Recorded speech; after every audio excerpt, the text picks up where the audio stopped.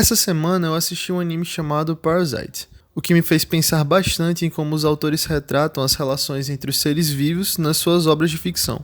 Isso me lembrou de um assunto que eu já tinha estudado há um tempo atrás, mas até hoje me desperta um certo interesse: relações ecológicas. Kiseiju, traduzido para o inglês Parasite ou para o português Parasita, veio do mangá escrito e ilustrado por Hitoshi Awaki, em 1988. Só 24 anos depois, o mangá foi adaptado em anime pelo estúdio de animação japonesa Madhouse e estreando na televisão em outubro de 2014. O anime conta a história de Izumi Shinichi, um estudante de 17 anos que mora com seus pais em uma vizinhança pacata de Tóquio. Certa noite, alienígenas no formato de vermes invadem a Terra e começam a tomar controle do cérebro de hospedeiros humanos. Um desses parasitas tenta tomar o controle de Izumi enquanto ele dormia. Porém, Izumi acorda e percebe algo de errado com seu corpo. Ele prende a circulação do seu braço direito e evita que o parasita suba no seu cérebro. Como o parasita não conseguiu chegar ao cérebro de Izumi não perde a consciência, mas no entanto o parasita toma conta da sua mão direita. E agora ambos têm que conviver, tornando então a relação deles um mutualismo. Relação ecológica entre espécies diferentes, ou seja, interespecífica, no qual ambas as espécies se beneficiam e precisam um do outro para sobreviver. Essa relação poderia ser confundida por uma relação de protocooperação, mas ao contrário da protocooperação, no mutualismo, ambos os indivíduos não conseguiriam sobreviver um sem o outro.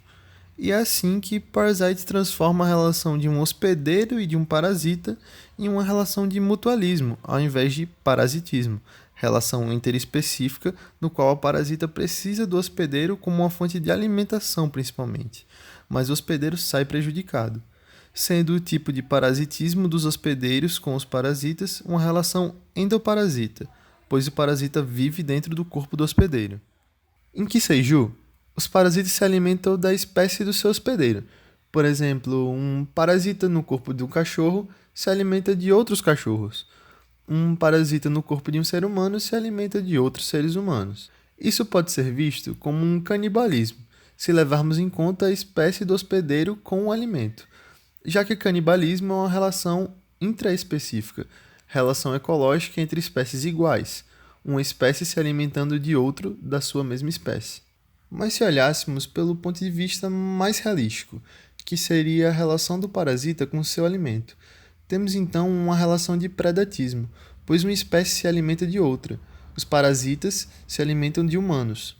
Como os parasitas se alimentam dos seres humanos, ambos começam a competir em prol da sua sobrevivência, competindo principalmente pelo seu espaço no mundo, gerando uma competição interespecífica, quando espécies diferentes competem em prol de sobrevivência. Após os parasitas perceberem que não conseguem competir por questões numerosas com os seres humanos, eles decidem se unir para discutir estratégias para sobreviver. E percebendo que entre eles mesmos eles não concordam, eles passam a competir por poder em prol da sobrevivência dos outros parasitas, gerando a relação de competição dessa vez intraespecífica, ou seja, seres vivos da mesma espécie competindo. Em um certo momento da história, conhecemos um personagem que contém 3 parasitas diferentes habitando o mesmo corpo, cada um em uma parte do corpo e com uma função diferente. Isso pode ser comparado tanto com uma colônia quanto uma sociedade. Nas colônias, indivíduos da mesma espécie unem-se fisicamente e trabalham juntos para garantir a sua sobrevivência. É encontrada inclusive uma certa divisão de trabalho, uma característica que acaba gerando confusão entre essa relação ecológica e as sociedades. Nas sociedades, entretanto, os indivíduos encontram-se fisicamente independentes. Ao final do anime, os parasitas percebem que a única maneira de sobreviverem é aprendendo a viver em sociedade com os humanos, escondendo sua natureza, mudando os hábitos alimentares e vivendo em paz. Vivendo em uma espécie de comensalismo, relação interespecífica no qual apenas um indivíduo se beneficia, não gerando nenhum prejuízo para outra espécie envolvida. Parasitas sobrevivem e humanos continuam a viver normalmente. Nisso, o parasita que vive em Izumi resolve hibernar, deixando Izumi sob o controle de sua mão, tornando a relação dos dois em uma relação de inquilinismo, no qual uma espécie denominada como inquilina vive no interior ou sobre outra espécie chamada de hospedeira. que lhe serve de suporte ou abrigo, onde a espécie inquilina se beneficia, mas não gera prejuízos à hospedeira. E é assim que Parasite consegue utilizar como artifício quase todas as relações ecológicas alalobióticas para contar uma interessante história de ficção do ponto de vista do ser humano, como ele enxerga e como ele participa dessas relações. E a única coisa que eu posso dizer ao final aqui é: assistam Parasite.